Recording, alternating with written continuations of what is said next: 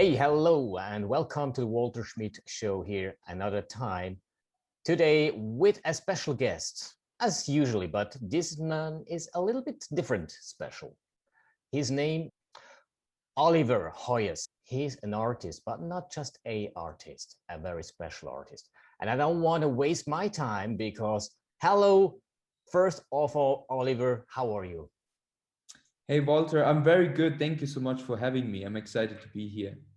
Cool, because I want to give right away you the time and the time frame to introduce yourself because you have a certain journey and you have a certain destination. So let us know what it is and how and where it goes. So I basically call myself an aspirational artist, and that came from the fact that I started working on myself very early on. So I was always interested in personal growth, in spirituality. How can I become better? How can I achieve my goals? How can I be fulfilled? How can I live the life of my dreams? And like 4 years ago when I started painting, it started to crystallize. I first painted to use it as a tool for transformation and personal growth as well, to heal my wounds. I wouldn't say I was depressed, but I was very down and low.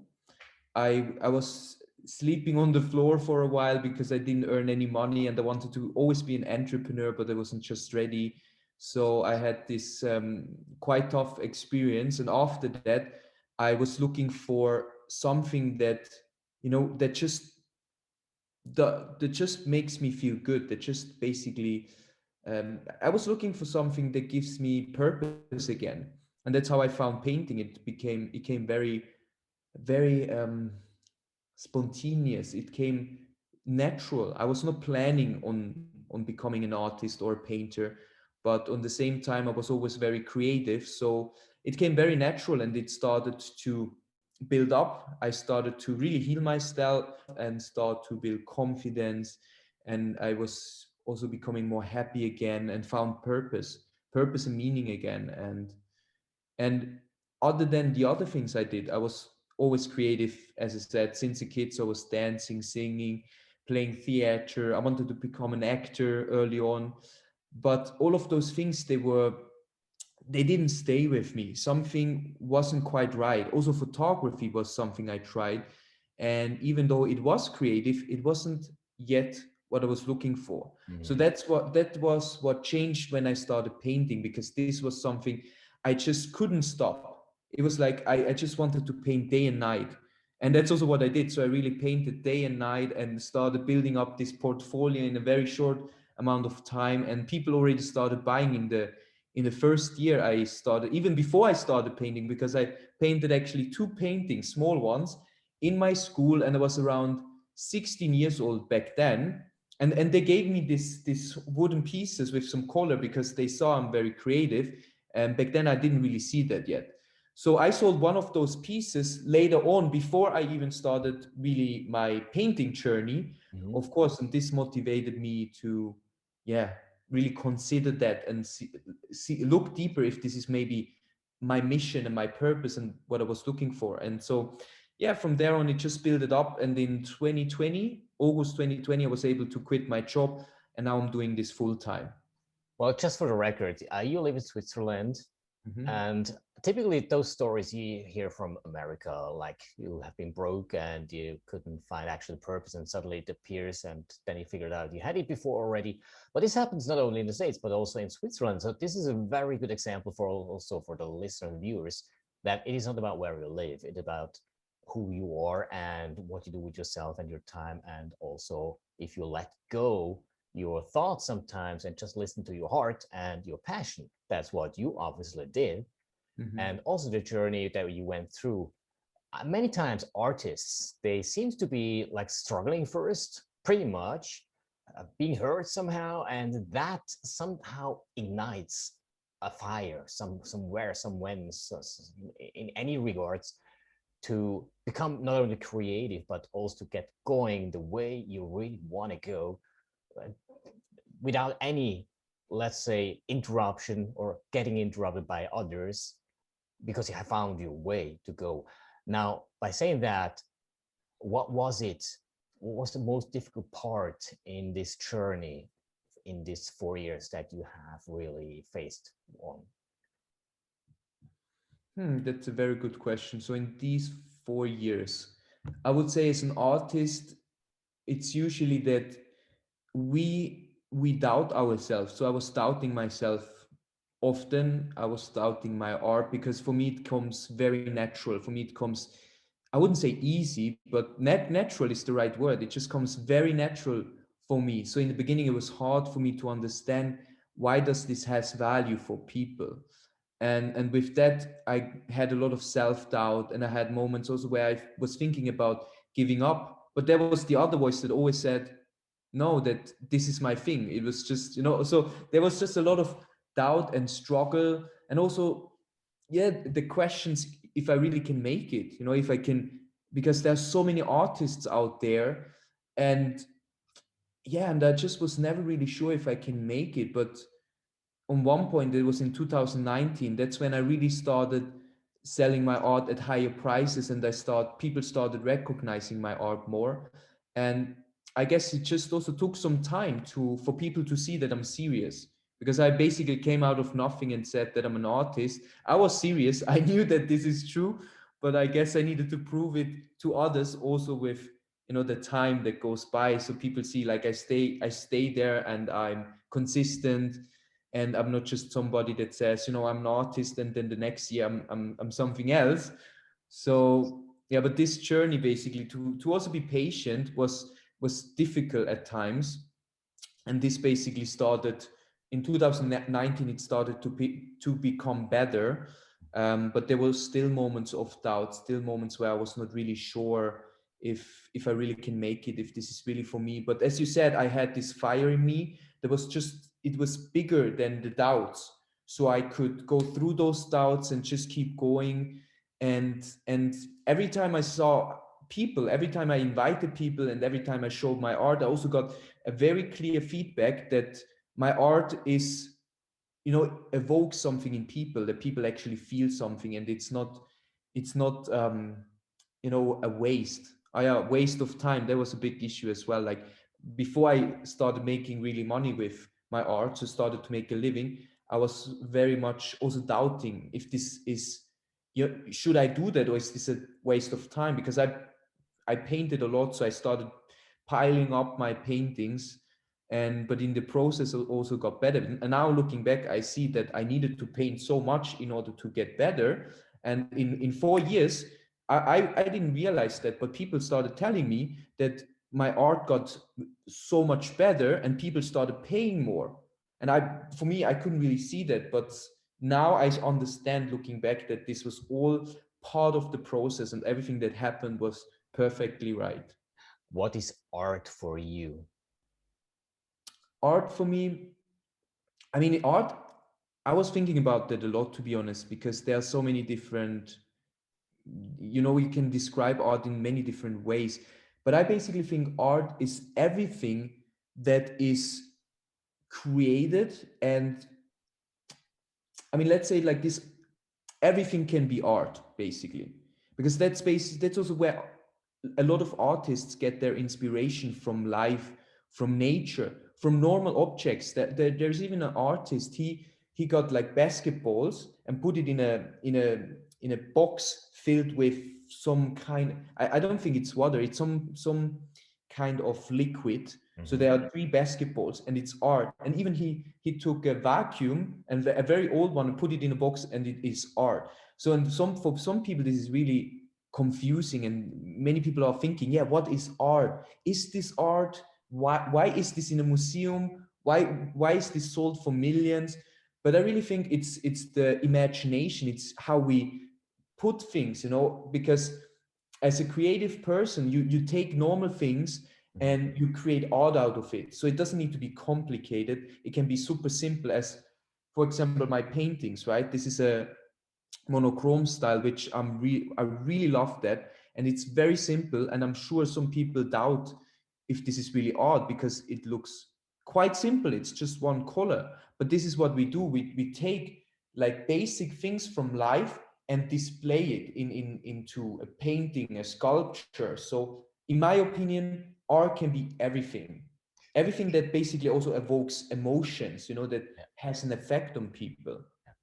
How could you overcome the fear? I mean, as you just say as well, everything can be art is actually a question of perception as well.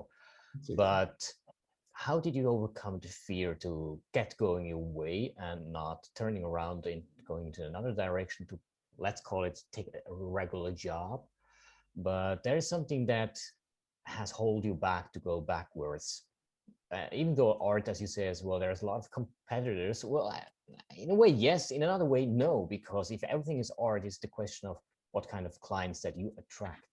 But what was it that kept you going? That's a very good question. I think I always had this burning inside of me since I'm a kid. I really can remember. I wanted to become an actor, a singer. So I had somehow this feeling that I'm meant for something bigger. I didn't really know what, but I knew that I have a mission, I have a purpose, and I couldn't stand having a job, like a normal job. That for me, I'm a purpose person, which means I need to understand why am I doing something. So Mhm. what's the bigger purpose of doing this? And when I was working in a job, I was working in Cope City. So people from Switzerland, they know Cope City, but in the clothing department. And I didn't understand the higher purpose. I understood, people told me you need to finish it to get the paper and to be secure, something in this direction. And I was like, this is not a bigger purpose for me. This cannot be. Life cannot be about that. So I was always looking for this bigger purpose. And that's like, there was such a big ingrained belief, or maybe it was this fire that was always looking for a bigger purpose, but this didn't let me go back to a job. And at times I needed to. And especially when I started painting, I can remember I got a job, but this was always with purpose, because I knew I'm not doing this for a long time. I'm doing that to get to point B, to build up income or whatever I needed at the time. And my last job was actually, that's the job I quit in August 2020. There was a personal growth company. You know them, the Mahima Mindset, right?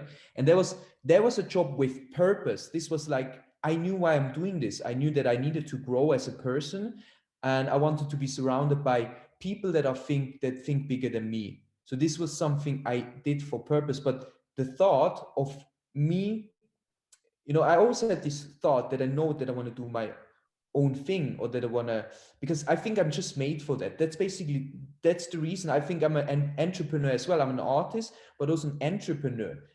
I felt like I'm made for this. I wasn't ready before, so it took me time to get there and to build the confidence and everything that I needed. But I always felt that. I always felt I'm an entrepreneur. I'm an entrepreneurial artist, basically. So this is something that was just so deep that there is no way that I would have gone a different path. Very interesting, because as you mentioned, the entrepreneurial artist, I mean, to become that, was it necessary for you to also get some coaching, training, and support? Exactly, yeah. So I got a lot of coaching, a lot of support in personal growth, but also in business, because I think this is really important. And that's also to your other question, like what's different, or like, because I had those doubts about, there are so many artists, but then I was also looking at most artists, and most of them, they don't work on themselves. I mean, some do personally, but most of them then don't work on their business. They don't learn about business. They don't learn from successful people. And in art, and in every area of life, in every business, you need to learn about the business side. So when I understood this, I also saw that, okay, I have an advantage to most artists, and I also know that I can make it happen, because I'm not a victim. I'm not, saying that I just want to paint all the time and I need somebody that helps me selling my art. That's what most artists say. And so I saw that, okay, I have this fire.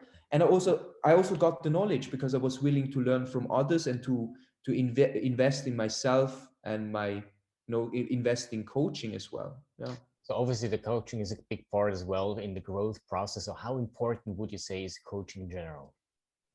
I think it's very important because I mean, I think earlier in the early days you had role models in your family or in the somewhere in the community, and you had like the father role, you had the wise people, the grandfather, and they teach you about life and what's important in life, how you treat women, how you become successful, whatever, so I think you always had role models, but in today's society I felt that the role models we had in school and usually also our parents are not the best role models. So we actually need to go out there and look for the role models that we want to learn from. And that's also something I saw in my school often. I didn't like to listen to those people because I was always thinking, so okay, why should I listen to this person? What has this person that I want?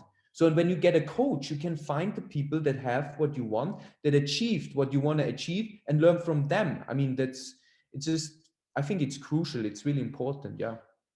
Very important point. Thank you very much for this point of view from your side. And actually, you are not on the end at all. You are going to also growing process in another one. Let's talk about that a little bit. What is the next step you were intending to do, or you are already on the road to? Okay, you mean personally or in my business? In In your my business and personality? You have mentioned some things earlier before we started the interview that you were mentioning aspiration. What is that? Has that to do with your job, with your painting, with your artist? Yeah, okay. Yeah, like I call myself an aspirational artist, as I said, and basically what I want to do is, yeah, use art as a tool to empower people. Because I think there are a lot of artists that are painting, they either paint their feelings and their mood, and that's all fine. I did the same in the beginning, and it was really helpful. But now moving more towards using my art, still painting authentically. That's the only thing I can do, but using it to really empower people and bring out art that is, yeah, creating a better world. Because I want to be part of the solution, and I want, as I said, I'm always thinking about purpose and the why. So I'm really also was thinking deeply about, what's the benefit for people that acquire my art or even just look at my art.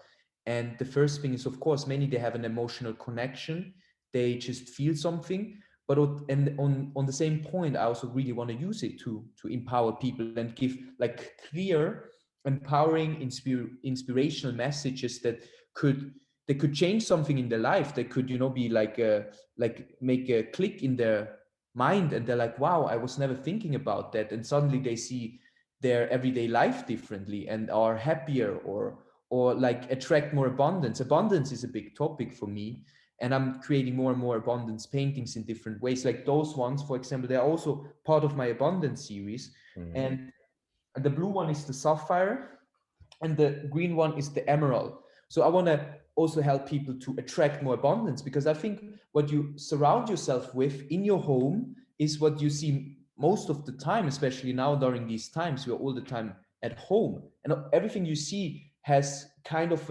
is a reminder, or like evokes an emotion in you. Like if you have a messy house, that's creating mess in your mind, and you create then more mess in your life, basically. So I want to really also use my art to reflect abundance and beauty, prosperity, and help people to use that also as an anchor and reminder to, create more of this in their life.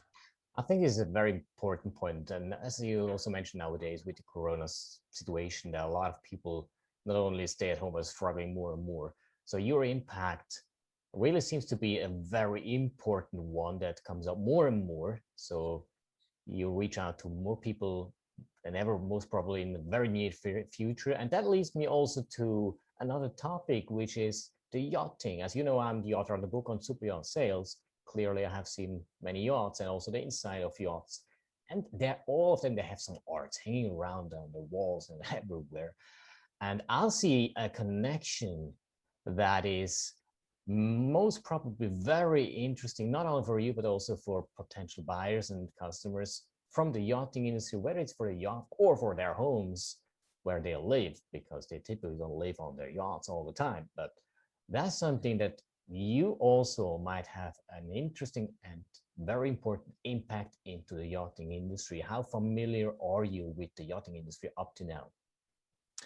At the moment, not so much, to be honest, but I'm happy to know you because I think it's an amazing idea. And I think, yeah, that those people probably would love my paintings because it's also about, as I said, it's not just some kind of paintings, right? Like normal paintings that you get everywhere. It's really they're all connected to a purpose, and they all have a story and they have a meaning.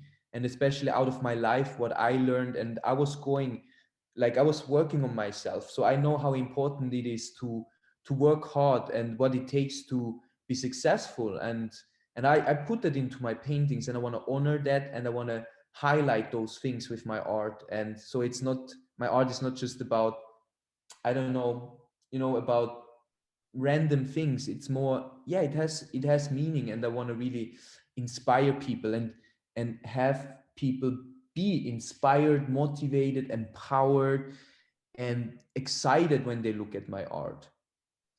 You also mentioned the word aspiration, aspire. I mean, there are a lot of people, most people know motivation and inspiration. Now Mhm. it comes aspiration. Why have you chosen aspiration? Aspiration, I mean, for me, it's very much connected to inspiration, right? It's very much, it's I mean, the difference from motivation, I think aspiration and motivation are different. Motivation is more like let's say, like an energy kick, that you get sometimes when you were at an event, or you watched a video, or you listen to music and you are motivated. But it's usually short term. Mhm. And aspirational, I think this is more, it's more in a way of, like, a way of, you get insights, and it's more, it's deeper, but it's not this necessarily this energy shoot, where you're like, oh, now I'm so motivated, and then it goes down. It's more like, it's more about insight, it's more about emotions and feelings and things that could stay with you forever, that could really impact your life and how you look at life. Yeah. It's interesting because I used to have an interview with Frank McKinney, Mm-hmm. who is an artist who creates arts to live in. Mm-hmm. And he brings out the book called Aspire. And Mm-hmm. it really goes together along with just your explanation and also your purpose and your meaning of what it is. It is not a short term, it's something that once you have it, it remains for the rest of your life. And that goes into your paintings as well, as I understand that your paintings go exactly in that direction, that they aspire so that it remains and they keep up the purpose for those who own it, and that makes it absolutely unique. I never heard that part in the arts like you do in the painting, that aspiration is within the pictures that you are creating. I don't draw. I don't say you draw it. You create them out of your aspiration.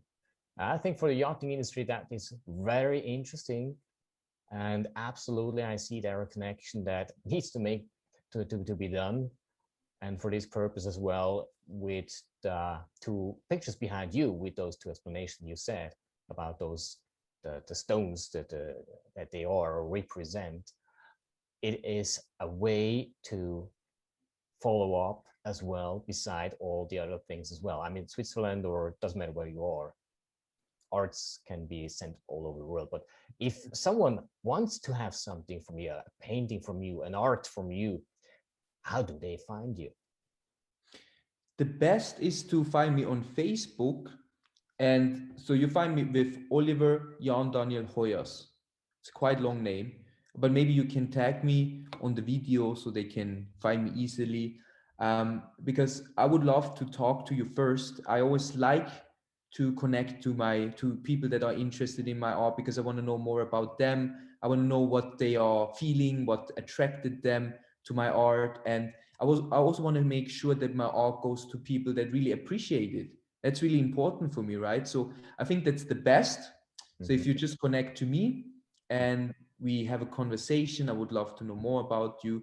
The second option is if you want to just have a look and you're a little bit shy and you don't want to immediately contact me, you can go to my website, which is oliverhoyas.com, and maybe you can tag that as well. Yeah, but that's how you can find me. Yeah. Okay. Anyway, for the listeners and viewers, you will see all over here, as you have recognized already, some informations like the website, about the Facebook, and also some painting, pictures, and so that you cannot miss, Oliver. We're gonna make sure that you get the connections or the connectivity for you, that you can reach out to get your art in that way that you want it, that the purpose that you are looking for is combined with the purpose of the artist, Oliver Hoyas. And I think that's a very important point also, that people know how to get to your contact and get to your arts by the end. Now, as you know, it's a very difficult time, and for many people, they are struggling still and have business or want to start a business or have a problem with their businesses. What would you advise be for them in the art industry on how to approach those difficult times? Because specifically the people, artists, or yeah, um, it's a very good question. I mean, I was on a business event, Business Mastery, and he was talking how hard it is actually to build a business. And I heard that before. So, yeah, I understand that point. On the other hand, I still think if you really believe, if you really, really believe that this is your thing and you want to make it happen and there is no way out, you basically burn the boats, how they say, then you would need to take massive action. And how I did it is I got a coach. I got a personal coach because programs, they help, they give you great insights. But for me, everything changed when I really committed. So I paid something, right? That's often when you pay something, when you give money for, or you like, let's say, sacrifice money for something, you have a bigger commitment to it. So that's what I did. I got this personal coach, and that's really when everything changed for me. And that after 2-3 months I was already able to quit my job. And I'm not saying that happens to everyone, because I think I really prepared with practicing and getting better in painting and everything all those years. And then I was just ready for it. I was ready to go for it, and people already saw my things. But this is really what I recommend to everyone, to get a personal coach and really get a step-by-step plan how to approach your business and how to get to the next level. Got it. Thank you very much. And well, we are coming to the end slowly. Time is running out very quick, but we can catch up another time as well, because I think there's a lot of other information that you can share to the audience for another time, which will make it hopefully curious for you listeners and viewers, that you don't skip all the informations and just keep going listening to what I'm bringing out to you. Now, thank you very much, Oliver Hoyas. It was amazing talking to you. And I want to give you the last words before we wrap it up. What is it else, other than you have already told to the audience, that you want to give? That's a nice question. I would say it's important to, to work hard and to put your everything into whatever you do. But at the same time, we always need to find time to enjoy and appreciate the simple things in life, right? To just look out the window and appreciate the sun, the birds, the nature. And yeah, and I think art is as well something that we can appreciate. It's something, actually, it's sometimes very simple. It's a painting, right? But to just take a moment, to take a moment out of our busy lives, because I know how it is when you're busy. I have the same. We get caught up in thoughts, in things we need to do, and to just take a moment to stop and look at something and appreciate the simple things and be grateful for what we have. I think this is really something I want to leave people with. Very valuable, and especially nowadays. Mm-hmm. We also don't forget that the little things are those things that makes us happy more than the big things typically. Mm-hmm. Awesome. Thank you very much. Appreciate your time. I'm honored to have you had on my show. Hopefully not the last time. Mm-hmm. And for the listeners and viewers, take care, Stay safe in this time as well. Make sure that you do what you love to do. And if you want to start a business, work hard, be persistent. If you want to have an art, there you are. Oliver Hoyas, thank you very much. Have a good day. Bye. Thank you. Bye.